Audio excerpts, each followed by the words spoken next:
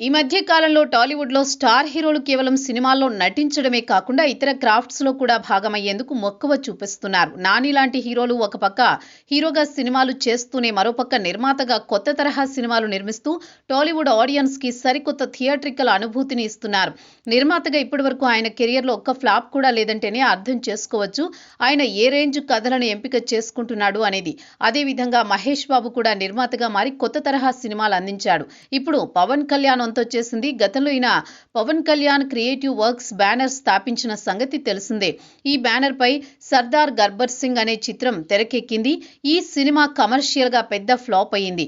పవన్ కళ్యాణ్ కి కూడా నిర్మాతగా భారీ దెబ్బే తగిలింది. అయినప్పటికీ కూడా ఆయన వెనక్కి తగ్గకుండా నితిన్ ని హీరోగా పెట్టి చల్ మోహన్ రంగా అనే చిత్రాన్ని నిర్మించాడు. ఈ సినిమా ఘోరమైన డిజాస్టర్. ఇక అప్పటి నుండి పవన్ నిర్మాణ రంగం వైపు చూడలేదు. కేవలం నటించడం వరకునే తన పని అనుకున్నాడు. కానీ ఇప్పుడు ఆయన డిప్యూటీ సీఎంగా ఫుల్ బిజీ అవ్వడంతో ఒకప్పటిలాగా పూర్తిస్థాయి ఫోకస్ సినిమాల్లో హీరోగా నటించడంపై పెట్టలేరు కాబట్టి నిర్మాతగా వ్యవహరించాలని అనుకుంటున్నారు. నటనకు పూర్తిగా గుడ్ బై చెప్పలేదు. వచ్చే ఏడాది సెకండ్ హాఫ్ నుండి సినిమాలు చేస్తారు కానీ రెగ్యులర్ గా ఉండవు అనుకోవచ్చు. ఇకపోతే రీసెంట్ గానే ఆయన పీపుల్స్ మీడియా ఫ్యాక్టరీతో చేతులు కలిపి నిర్మాణంలో భాగం అయ్యేందుకు చూస్తున్నారు.